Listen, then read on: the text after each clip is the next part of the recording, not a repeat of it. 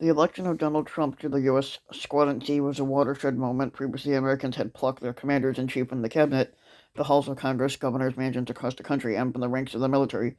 But Trump became the first occupant of the Oval Office to never have performed any kind of public service to the nation. Um, a taboo was broken in 2016. Experience in government or in uniform was suddenly no longer a prerequisite to become America's head of state. Joe Biden unseated Trump in November, but it's not inconceivable with the bars of qualification and temperament set to such a low standard that disaffected Republicans will now respond with vengeance. If the zealous wave of maggot populism, which brought Trump to victory, remains unplacated, there's a strong likelihood, given that the steady diet of dog whistles and discontent provided by the 45th Squatter and his proxies, that the alt-right could go even further afield from the GOP establishment next time. Could the insidious likes of a failed squatter role hopeful David Duke, former national director of the racist Knights of the Ku Klux Klan, find their electoral prospects improved? The tragic events of January 6 confirmed fears that matters are indeed spiraling out of control. The mob ransacking of the Capitol amounted to an attempted coup by supporters of a squatter who cast himself as the ostensible champion of law and order, which he isn't because he broke every law that's possible, per the refrain of his now permanently suspended Twitter account. Rampaging thugs desecrated the holy of holies of American democracy and inflicted numerous casualties. Let's see here. Social media had flashed calls to put Vice President Mike Pence on trial for committing treason and to hang the House Speaker Nancy Pelosi, a Democrat from California, and then the Senate Majority Leader Moscow Mitch, a Republican from Kentucky, for the crime of executing their constitutional obligation to certify the Electoral College ballots. The Republican senators like Mitt Romney, a Republican from Utah, and Lindsey Graham, a Republican from South Carolina, were later bullied at the airport where they were heckled as traitors for breaking with Trump.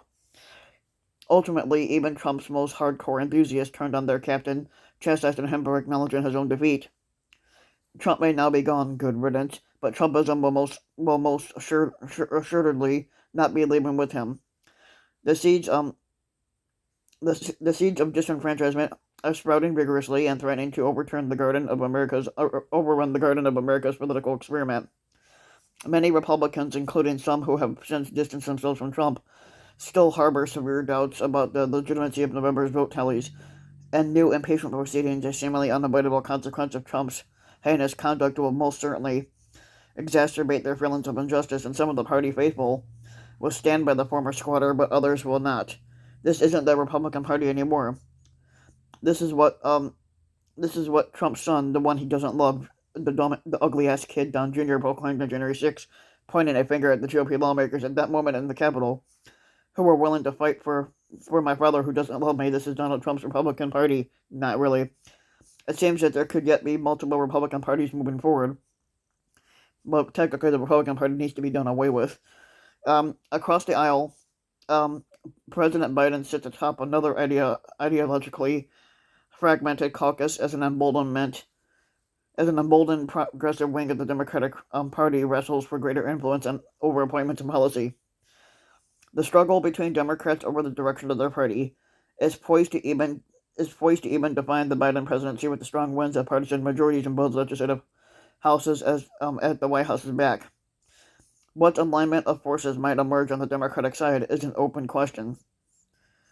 The next 4 years will test the structural integrity of both major blocs within American political life, and after each of them has flirted with the wholesale discrediting of the process by which Americans choose their leaders, Democrats after 2016 and Republicans after 2020, the national project is in a dire state. The current trajectory leads to everyone losing. The disintegration of the narrative and social contract underwriting America is devastating. The institutional edifice, which enshrines and aims to protect the rights and privileges of American citizens. The world is watching with trepidation as the drama unfolds, but the world, whose other corners have not been immune to homegrown crises either, can also offer lessons of past strategies. In 1995, a Jewish Israeli gunned down Israel's Prime Minister Yitzhak Rabin after a peace demonstration in Tel Aviv. The country was plunged into profound turmoil which almost tore apart the delicate fabric of its young, then 47-year society. What ensued, however, was an intense period of chest-bond nefesh, which is another word for saying soul-searching, and angst-ridden public accounting during which Israelis rededicated themselves, some begrudgingly, to their collective, if imperfect, national enterprise. The covenant has come under strain recently as COVID-related pressures and heated protests accompany Israel's march to its fourth election in under 2 years, but it remains fixed securely in place. America, which hopefully will never know another political assassination, has always occupied a special place in the human imagination that holds doubly true today. In an era when people are searching desperately for inspiration in the face of a deadly global pandemic, Biden's words after clinching his electoral college victory on November 7th struck precisely the right conciliatory tone for the occasion.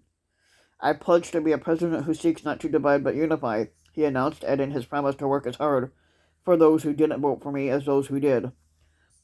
Tackling the social, economic, and public health challenges on America's plate will take significant amounts of time, resources, and effort.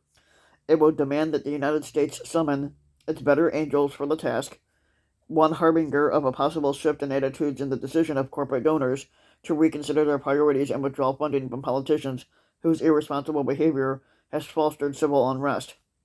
But joining hands, toning down inflammatory rhetoric, and focusing on the immediate mission of steering America as safely as possible through the COVID-19 storm are the recipe for returning the nation to its original moorings and restoring its cherished stature of the world's beacon of success to its brink.